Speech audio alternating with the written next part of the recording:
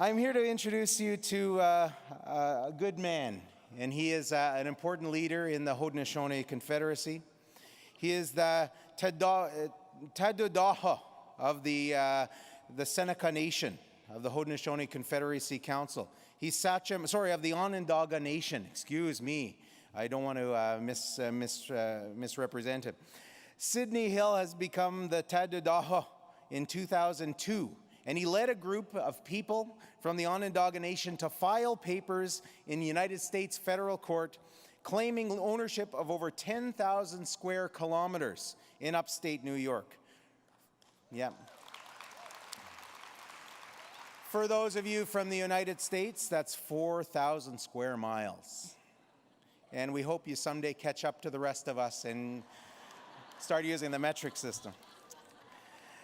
The ownership assertion of the Onondaga Nation included lands from the Thousand Islands through Syracuse and up to the border of Pennsylvania, so a great amount of territory. So to give us greetings today, please welcome from the Seneca Nation, Chief Sid Hill.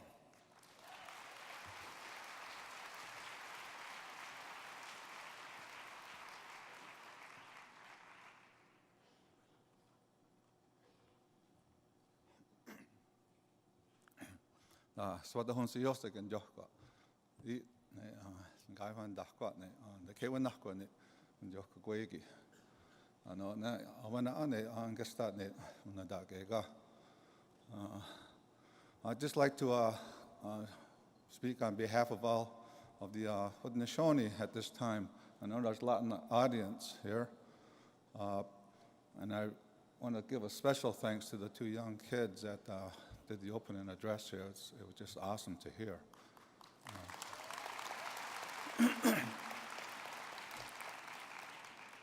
And it's really encouraging. Our youth are saving the language.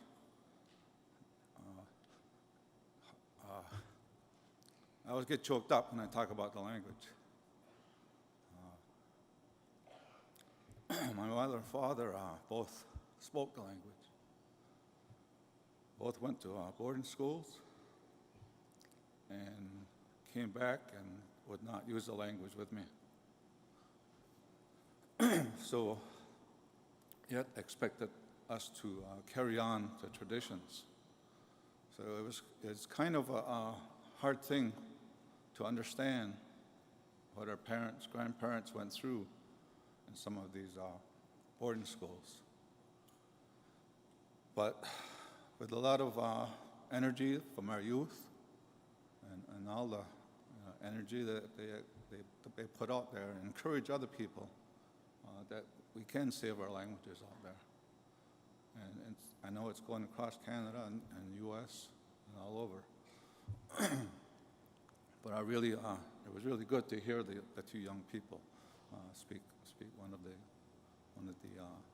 languages of the Haudenosaunee. Again, I'm not Seneca, I'm Onondaga. No offense to one of the Senecas.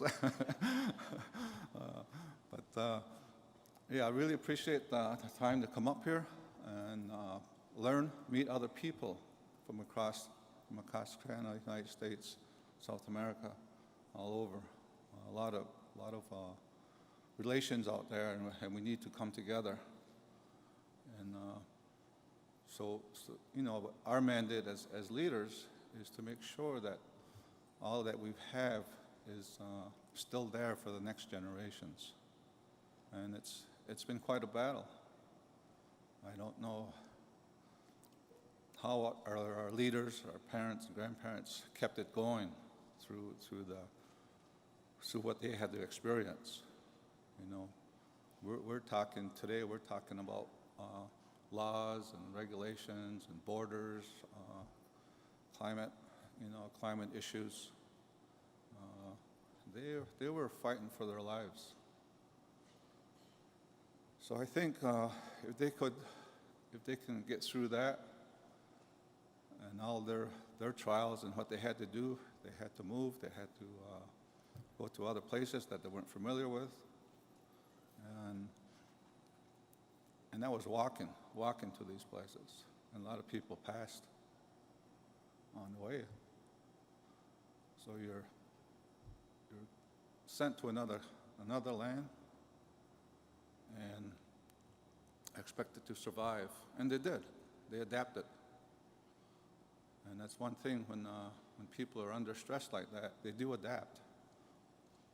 Any ethnic group adapts to whatever's put upon them. And that's what makes the I think the human species so durable. So, but being moved and adapting to things, it took its toll on our people, on our numbers and our populations, our connections. Haudenosaunee are spread all over, as far as Oklahoma.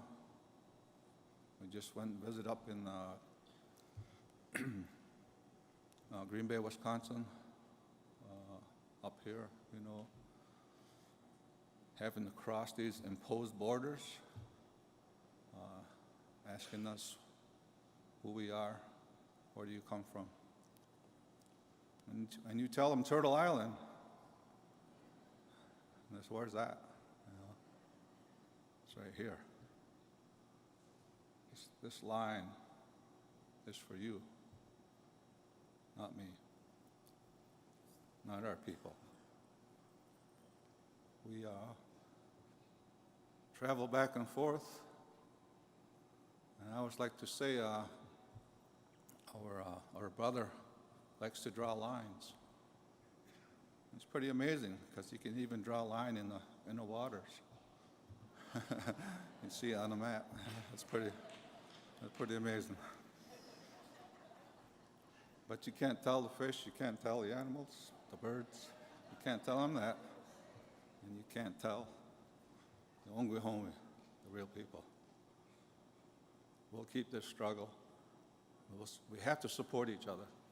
We have to. We have to stop fighting amongst ourselves. And we all know how that goes. You get back home, people disagree. But you have to come to terms with one another and see what that goal is. What is that goal for our children? And that's what's most important. We talk about the language, very important. We keep our language, our culture, our ways, our dances, our songs. That's who we are. I don't need a paper to say that.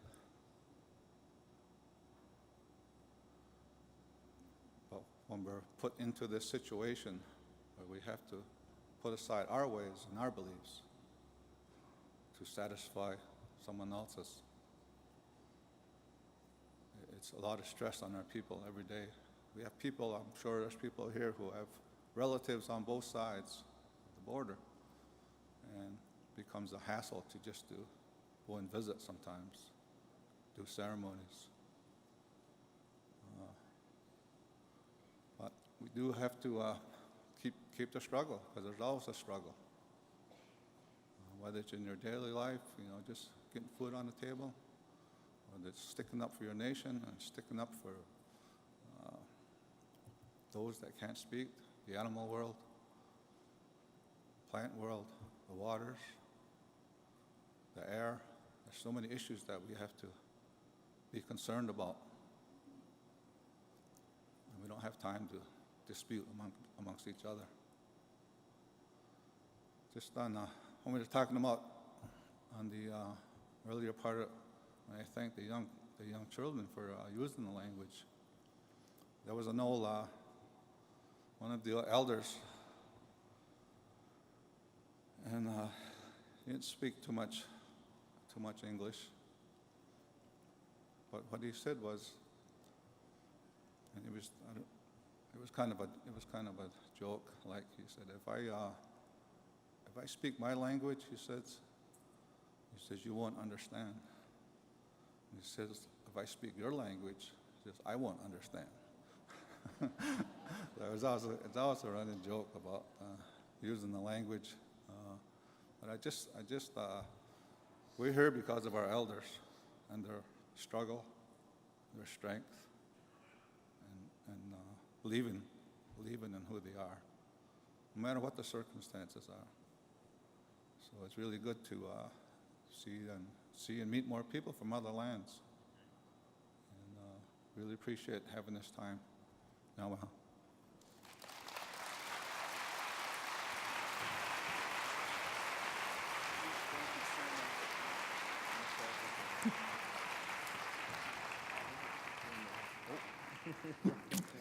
I had to say thank you in my own way.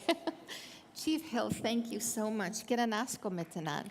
You make our hearts happy and full so much.